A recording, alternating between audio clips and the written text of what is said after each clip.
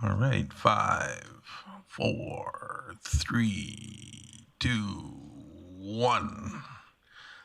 I'd like to welcome everybody to the Protective and Social Services Committee meeting held September 14th, 2021. Originally scheduled for 11. It happens to be close to 2 o'clock now, so thank you. Delegations, we have none as scheduled today, and we have some reports. Now, the voting members on this committee are myself, Eunice Friesen, Yad Minhaz, and Mayor Jackie Clayton. So we'll start off with 3.1, the Director Services Area Report. And we have Angela Sutherland filling in today for Mr. Chris Manuel. Thank you, Mr. Chair. The Director's update from the Protective and Social Services is as follows. Under Community and Social Development, the smudging of the CCC site took place on September 3rd. There's a recruitment currently underway for our 2021-22 Youth Advisory Council.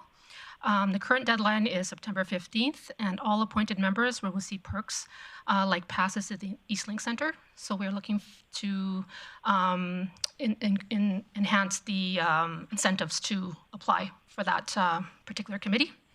Under Enforcement Services, Back to School has kicked off. Staggered reentry and reopening complete. Traffic safety in school zones is a priority for the department for drivers, pedestrians, and cyclists. Under the Fire Department, as we know, September 11th just passed. This year will be 20 years since the tragedy in New York. Unfortunately, the Fire Department had to cancel their event this year due to COVID. From the RCMP, a few things. On August 28th, the RCMP officers were called to West Point Drive for a complaint of a male damaging vehicles. RCMP officers attended the scene,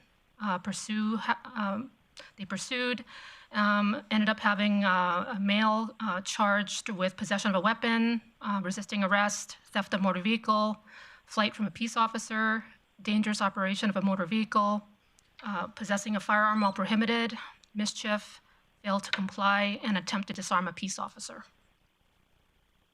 This individual was remanded into custody and appeared in Grande Prairie Provincial Court on August 30th.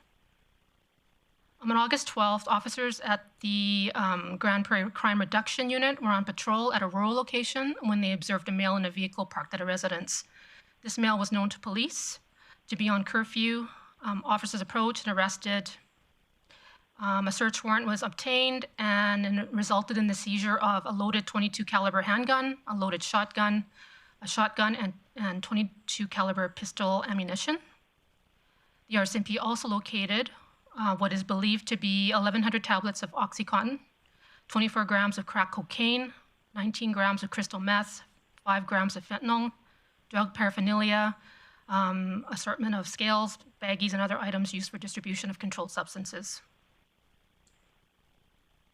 On September 5th, RCMP conducted a traffic stop for a non-moving violation. The driver was arrested, and during a search, police located a small amount of what was believed to be meth, a homemade baton, 2 knives, a shotgun, and shotgun ammunition. So this individual has been charged with unauthorized possession of firearm, possession of firearm knowing possession is unauthorized, having a firearm in a vehicle, prohibited firearm with readily accessible ammunition, and careless storage of a firearm. Active school patrols were completed in the school zones during the first week of school. Our mobile outreach program celebrates 1 year of being operational. September 21st will be 1 year of full-time operations. In its first year, some highlights: calls for service, about 4,401, warrant transfers, about 5,100, proactive measures, which means encampment findings, responding to overdoses, assisting individuals, around 192, encampments, 63, needles picked up and properly disposed of, 871, new faces, 109, individuals relocated to home communities or natural supports, 41, and MOP was also redeployed from November to January to our hotel isolation program, and they continue to support this program until it concluded on July 30th, and now starting up again in September. Community engagement patrols with RCMP and enforcement services, so they attended 8 patrols, and they responded to 7 overdoses. And that is Director's report. Thank you very much. Was there any questions from committee or council? I see none.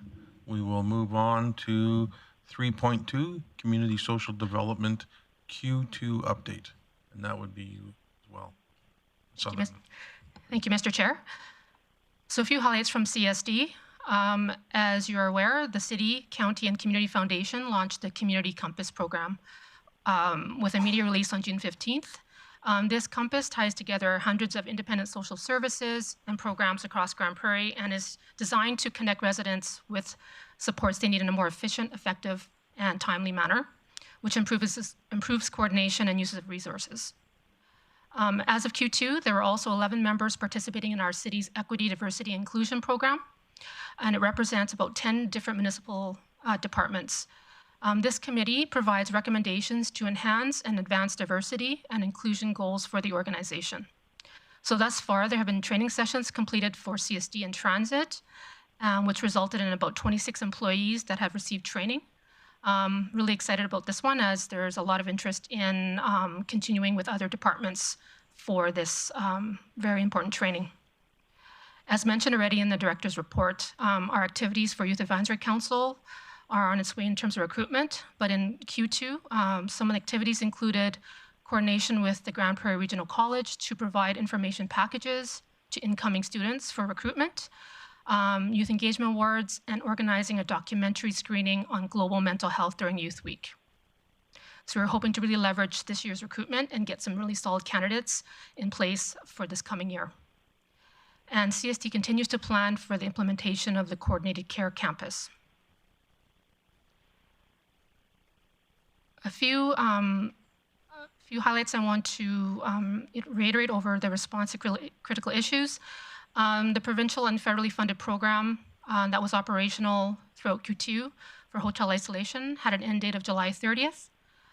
This program was utilized 202 times between March and July, with about 68% of clients completing isolation. Our COVID-19 bridge housing also ended in July 30th, with about 40 clients that accessed the program.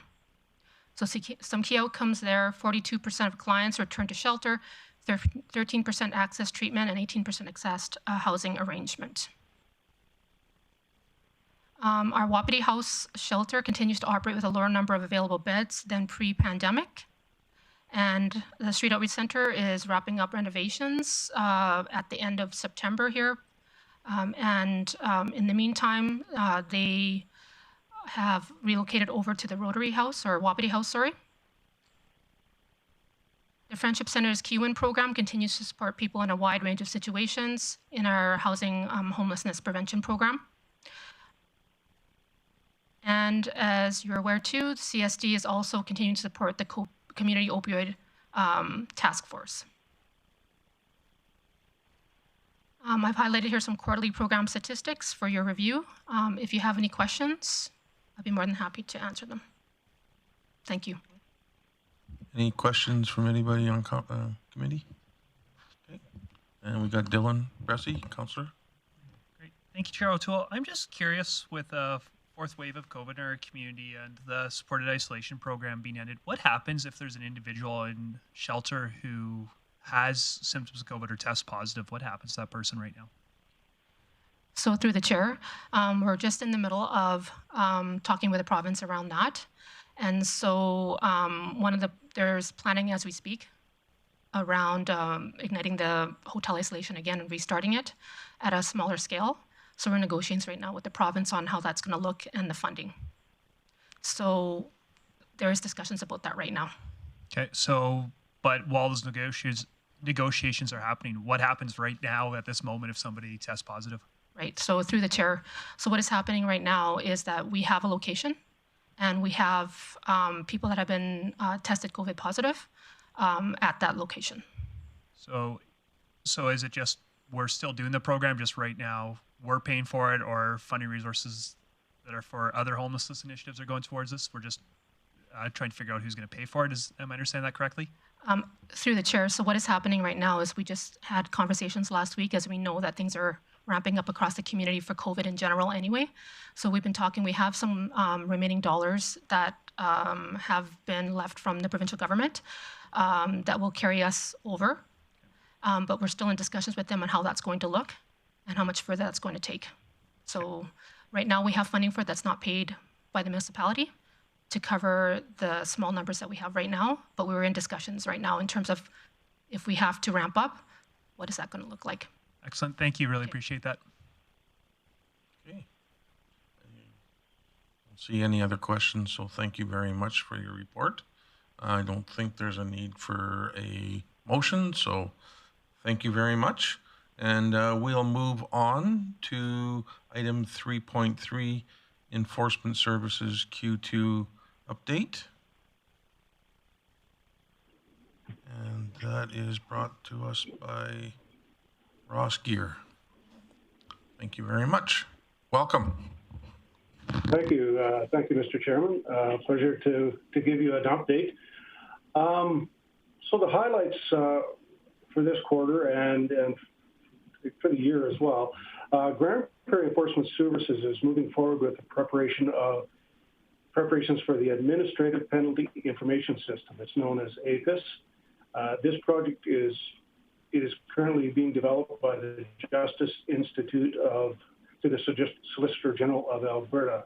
We're in the process of updating technology within our patrol vehicles to allow integration into this province-wide initiative for an implementation date of December 2021. So by December of 2021, this is going to go live. Our vehicles are being outfitted for this new process. Provincial penalties, provincial tickets, as we know it, will pretty much come to an end at that time. We will still be giving bylaw tickets until that process is moved over as well. Grande Prairie Enforcement Services has 2 officers slated for CPOIC training this winter, and that's to become Community Peace Officer level 1. And we continue to promote staff development within the department and bring enhanced skills to a better service for our community. Training is very important throughout the city and with enforcement services as well. Enforcement Services continues to be proactive in the city in the bike patrol. Although it ended in September, in the beginning of September, through this quarter, we had the bike patrol through the parks and engaging citizens on a regular basis in a proactive and productive manner. The positive ticket program was in full swing, and 21 tickets were issued by our officers to the end of September. We were well on track and actually beat the totals from last year. We've had a lot of comments back from citizens about the bike patrol. They'd really like to see proactive bikes in the downtown core and around Wapiti House and in our problem areas and also throughout the parks. And so that's something that we tried to do this year, and I think it was quite successful. Special acknowledgement for bylaw officer Devin Yeager, and Devin was on duty responding to a call when he was flagged down by a pastor who notified him that a nearby house was on fire and someone was trapped within. Devin kicked in a door and call out to the person trapped.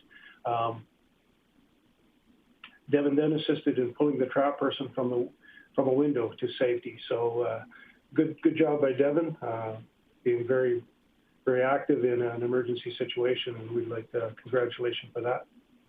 Special acknowledgement for peace officers Thomas Heritage and Darren Thibault. Tom and Darren responded to a call over the radio regarding an overdose incident at Jubilee Park. Their quick action and expertise resulted in a resuscitation of an overdose victim while waiting for the ambulance to attend. So good work on their part. As for the quarterly stats, I won't go through them. There's lots here. What I can say is that they're pretty consistent from last year, although if I go down, I can see that Bylaw offenses this year are up, reported offenses are up significantly, and calls for service are up quite a bit from the two previous years. So we're getting lots of calls for service. It's a busy shop, and lots to do, and we enjoy our work. Subject to any questions you might have, that's all I have for the Q2 report. Well, thank you very much, and send out our thank yous to the officers that went above and beyond this last term. So thank you. Anybody on council or committee that would like to ask some questions? We got Councillor Eunice Friesen. Oh, she said she's good. And I got Dylan Bressey. Yeah, it's not so much a question. It's more a comment. It's more a comment, and I'm open to feedback from administration if they want, or if they want to take it past too. But just I am concerned looking at our automated traffic enforcement numbers, which are up from last year. And last year was, according to the report we received in August, was already up from 2019 and 2018. And I'm really concerned that we've received a report recently saying that collisions are down, but that we've got traffic enforcement appears to be dramatically higher this year than it was in a previous year. Maybe that's because we lowered a bunch of speed limits. So there could be good reason for that. But I think it's something that council should be paying attention to, is what's happening with our automated enforcement and our speed limits. Maybe there's good reason for it, but I think that's at least worth council being aware of. You're all good? I don't see anybody else, Mr. Gear, so thank you very much for attending this later in the afternoon meeting than we thought. But excellent report, and we'll talk to you again soon. Thank you, Mr. Chair.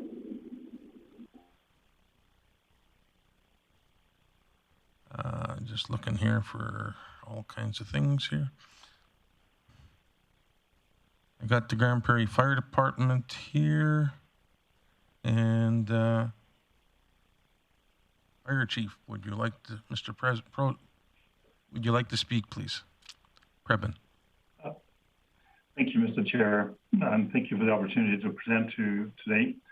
So we here at the Fire Department continue to monitor and manage the COVID-19 situation. There are, of course, many factors to consider, such as patient contact on our medical calls, proper social distancing in our dispatch center, and day staff working from home. The pandemic continues to provide challenges for us, but our internal COVID-19 work group has proven to be very valuable and a great asset in the continued decision-making process. Stress-related injuries are not uncommon in our profession, but with the pandemic currently dominating the news, we have noticed an increase in the stress and anxiety level amongst our staff. Increased focus on support for the frontline workers is being explored and provided wherever possible. We're also very excited to be part of a regional hazmat exercise hosted by the Peace Regional Fire Chiefs Association in Peace River later this fall. This is a great opportunity to enhance our regional partnership, as well as share our knowledge with our partners. There'll be a tabletop exercise with participation from some of our staff at the command level. And as a final comment here, the Charity Foundation continues to do amazing work in the community. At their recent annual golf tournament, they raised over $44,000. The funds will be distributed to worthy causes within our community. And I should just note that all the money that the firefighters raise stay in our community, either in the city of Grande Prairie or surrounding areas. So that is it for my updates, unless there are any questions. Is there any questions? I see none. I just want to thank you or congratulate you on the successful golf tournament and the fire truck pull. And a little trash talk here the other day about the Bunnock tournament. We got a reigning champion here, and he was trash talking you guys. So we'll see what happens in the end. That's how it's done, right? Okay, thank you very much for being here today. Much appreciated. And we'll move on to item 3.5, the mobile outreach program. And with that, Mr. Chair, that's going to be me as well. Okay, I was looking for the point person here. A lot of buttons on this when you're doing this sort of thing. Yes, yes. Ms. Frizzle wasn't able to make it today, so I'll do it on her behalf. Okay, I know I had mentioned some of the numbers over the director's updates, so I'll just do some highlights. So the mobile outreach program continues to respond to community concerns that are related to the street engaged population. There is a collaboration with the QE2 hospital now regarding health discharges. I know MOP is actively enhancing relationships with the Peace River Correctional Center to be included in discharge planning for individuals who have identified as being homeless. There's continuing of building partnerships with the community corrections and probation that allows mobile outreach to assist shared clients with probation orders. In June, MOP and RCMP started their community engagement patrols in the parks and along trail systems to engage those that are sleeping rough and connecting them to resources. There's regular proactive measures that are conducted in the downtown core and high traffic areas to engage the vulnerable population and assist with connections to appropriate supports. There's also going to be operating an additional outreach van this fall to assist with our high call volume, client appointments, and other transports. And MOP also continues to provide education and assertive outreach for vaccine support to those who are sleeping rough.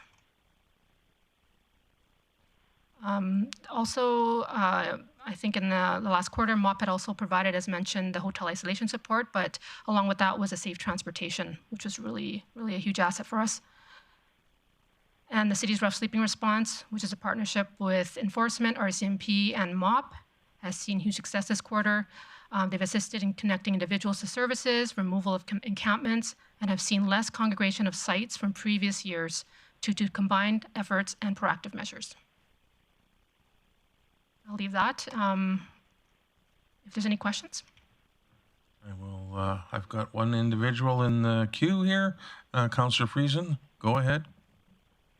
Thank you, Chair O'Toole. Thank you, Mrs. Sutherland. I just want to confirm that community engagement patrols is what I think it is. Is that when community members call? Through the chair, that's a good question. I am not 100% certain, but I am thinking that this is when they go through the parks and the trails and they actively engage people that are experiencing homelessness. Okay, thank you. And my other question, so I'm really pleasantly surprised to see that the mobile outreach team is engaging with AHS and with PRCC for discharges.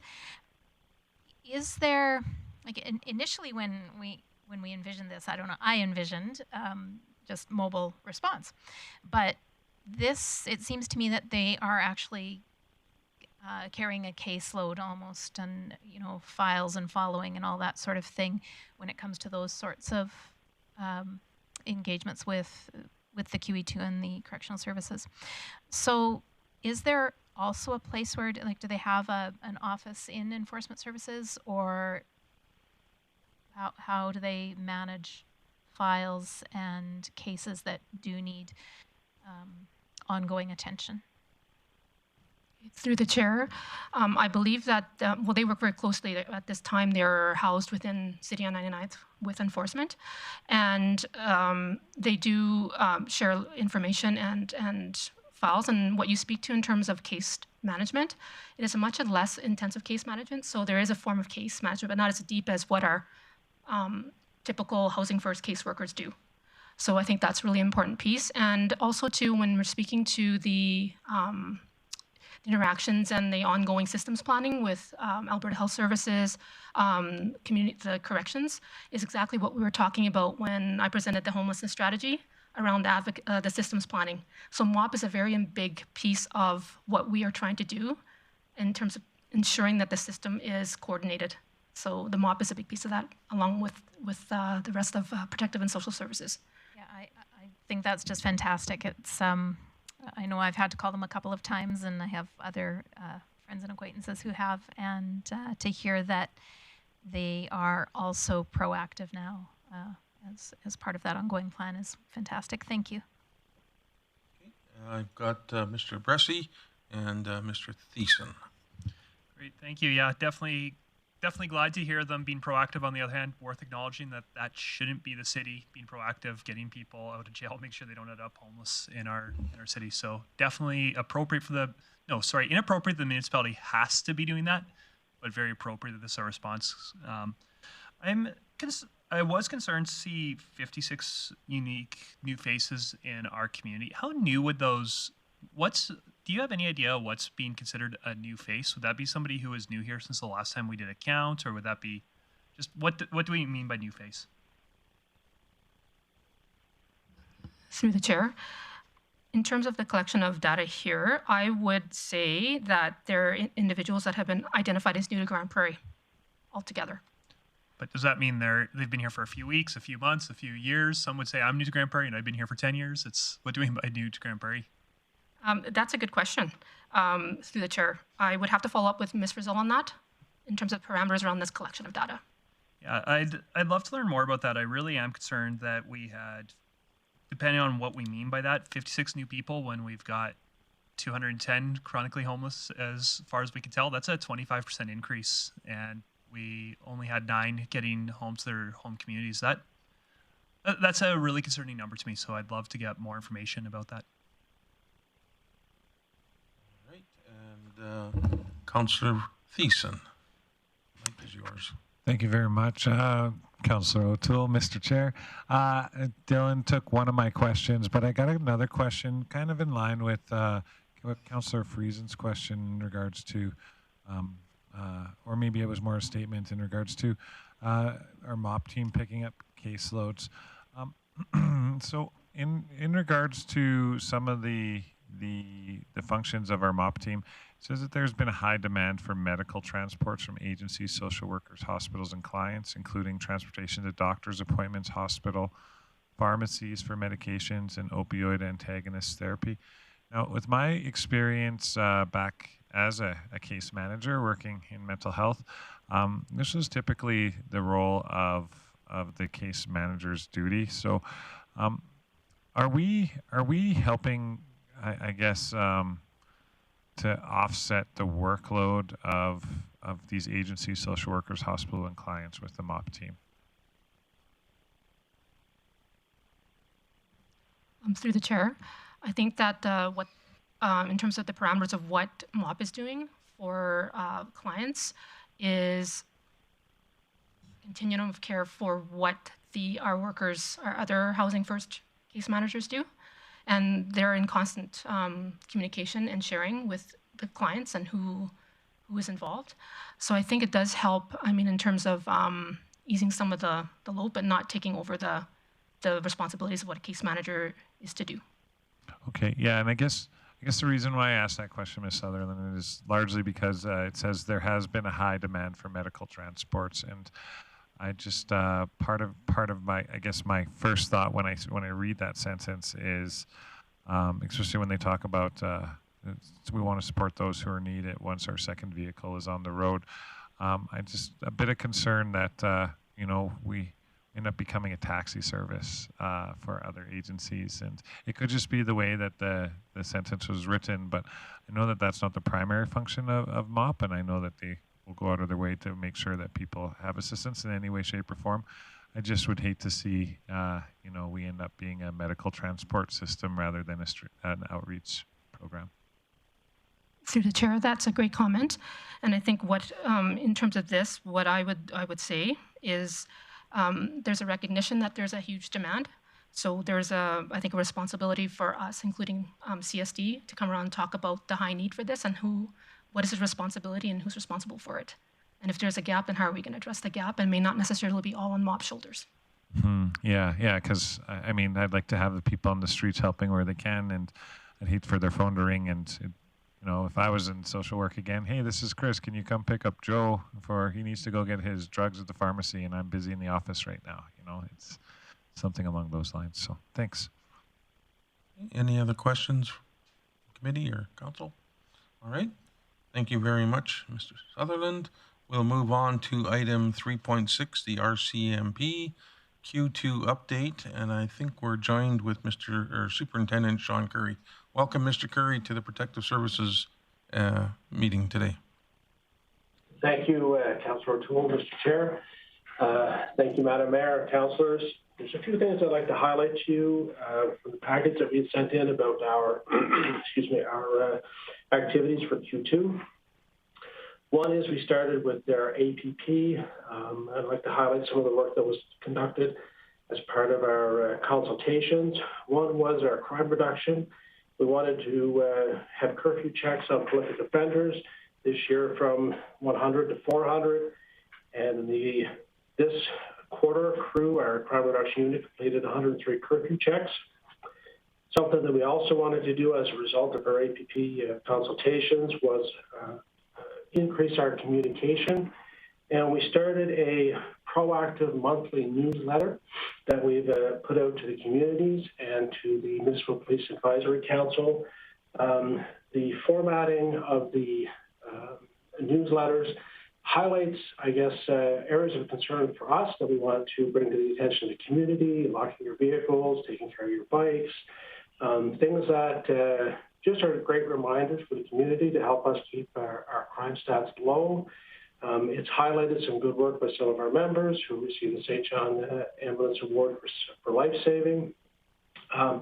And while we do have our media releases for some of our more major events, sometimes it's those events in that people discuss in their backyards with their neighbors that they hear about, but they don't always have information about. So we're trying to bring some of those other stories of some of the other good work that's being done, and work that may be contribute to community chat where they don't know necessarily the answers. So we put out our first newsletter in May, the second one in June. This year, we also had our community engagement patrols in the downtown core. They started on May the 19th. For this quarter, we had 29 downtown patrols. The other thing we've done this year for community engagement is we've started a pilot project with a UTV or a side-by-side.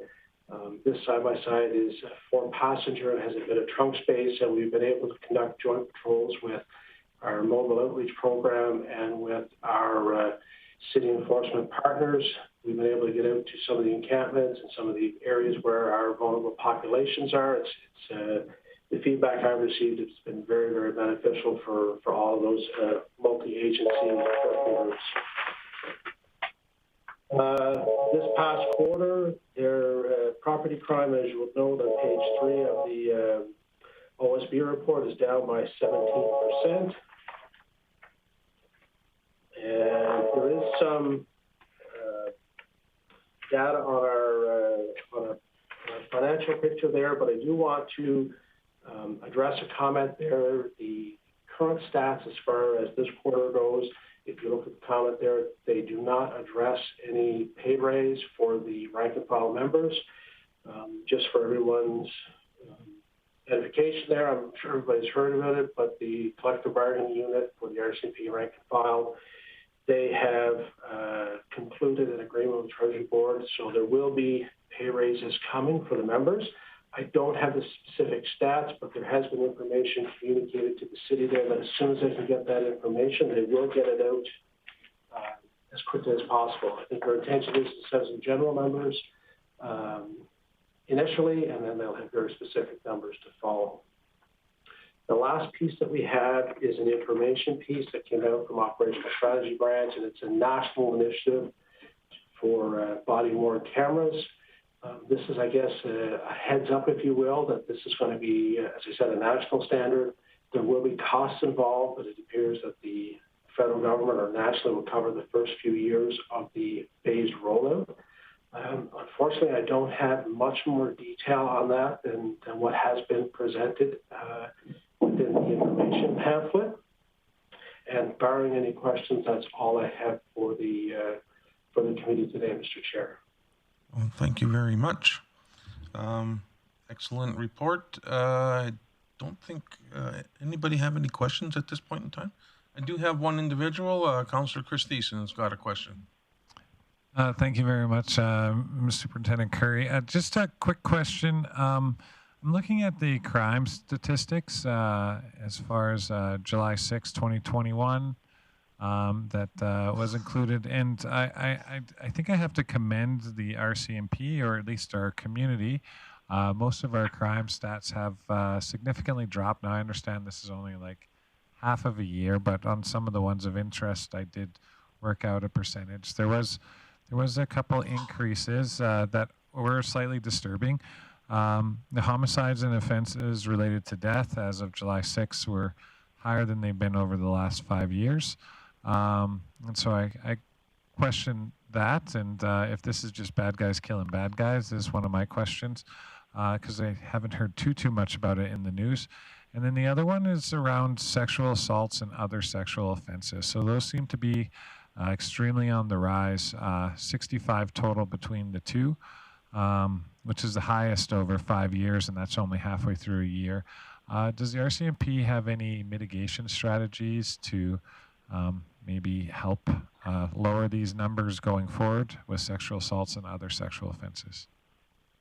So, if you'll recall, Councillor Thiessen there, one of the, concerns that myself and Inspector King noted when we first came was a significant increase in domestic assaults or domestic violence and in sexual violence.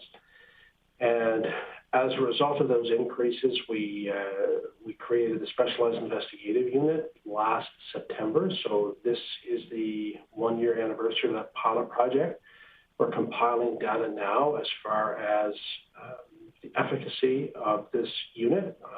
And I would suggest there that this unit's not going anywhere. Unfortunately, as you noted, these types of crimes are going up. As far as mitigating them, I'm not quite sure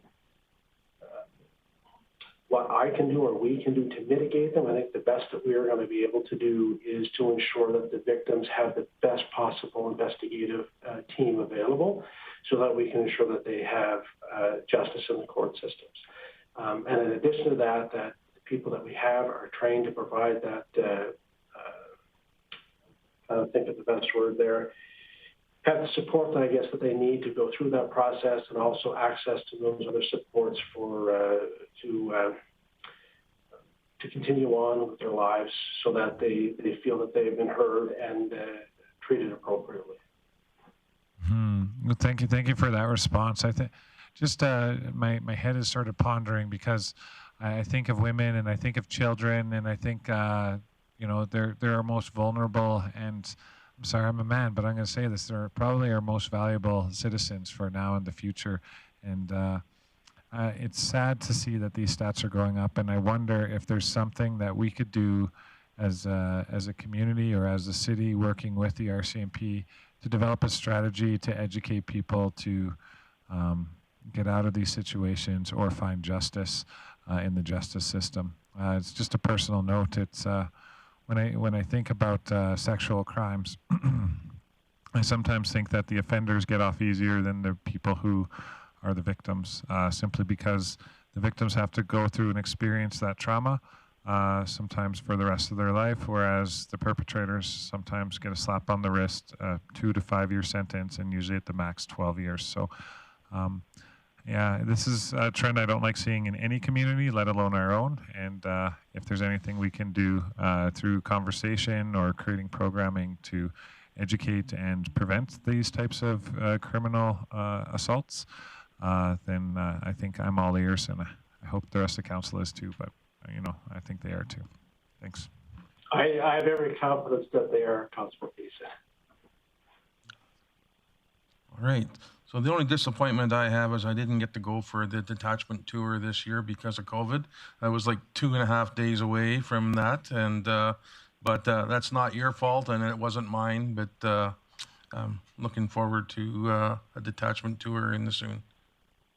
And with that, thank you very much. I was going to say I appreciate it, and hopefully when the new council is sworn in, and as we go forward here for the next few years, that I'll have the opportunity there to welcome all the council here at some point in time through the detachment there, because I'd love to highlight the great work that the people do here. Okay. I do have one more question. He's smiling at me and praying that I'll let you talk to him. Go ahead. Yeah, thanks. Sorry, I was just scrolling down and I found it in my notes. So that was my top ahead question that I just asked. This one is a noted question. With the city recently getting drug treatment court, how many of these offenses do you think, Superintendent Curry, that we might see a reduction in the severity and potential like rehabilitation of people? Do you see it as from talking with your colleagues in the RCMP? As something that helps address the problems of addictions and homelessness, and rather than incarcerate people, work towards rehabilitating them. Do you have high hopes for this program and see that maybe it'll curtail some of our other negative crime impacts?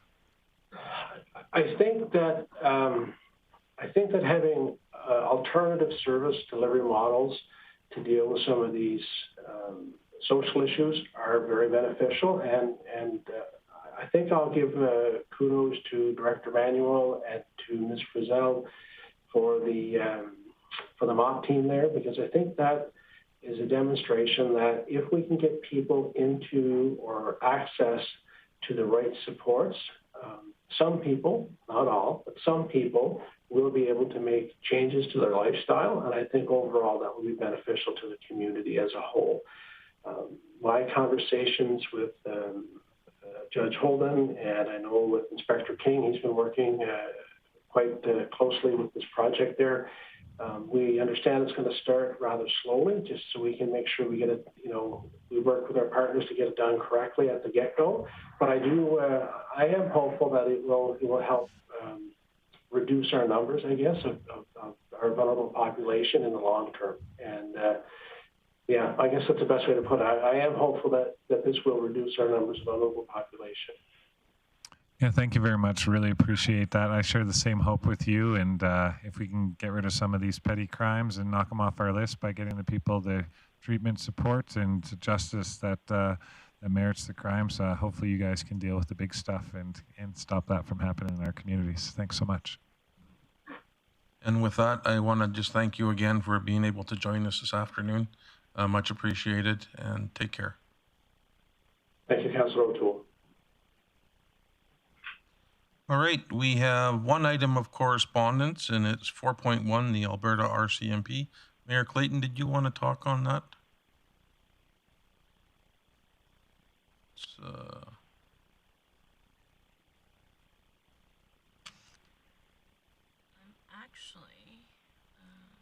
Sorry, just give me 1 second here. No, the information is pretty self-explanatory. It's in your package for information. It talks about the collective agreement as was just we were briefly updated on.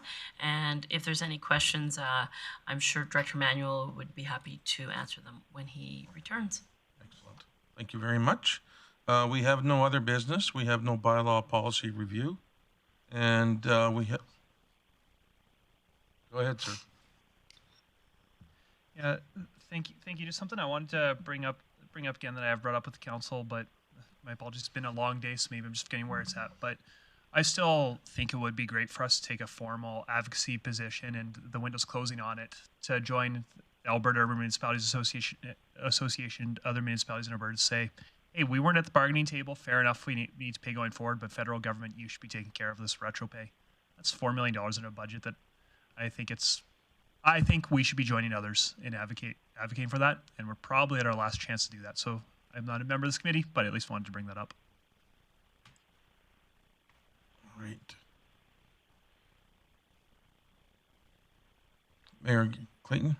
Just an update on that. I know that through our intergovernmental work and advocacy work that Mr. Tarrant and I did communicate with our MP in regards to that.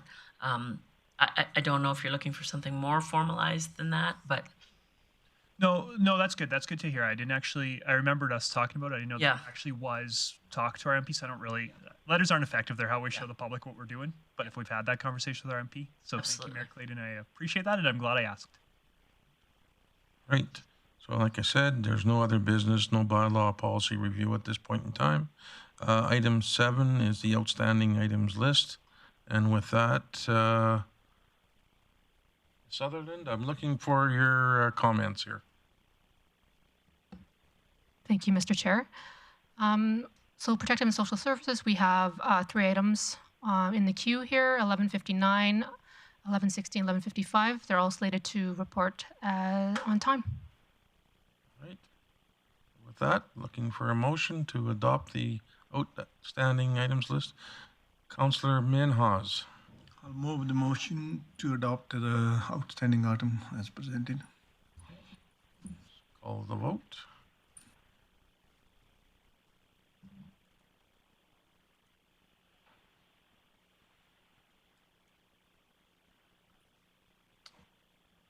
And that's carried unanimously. Thank you very much for attending the Protective and Social Services Committee meeting. And with that, the meeting is now closed.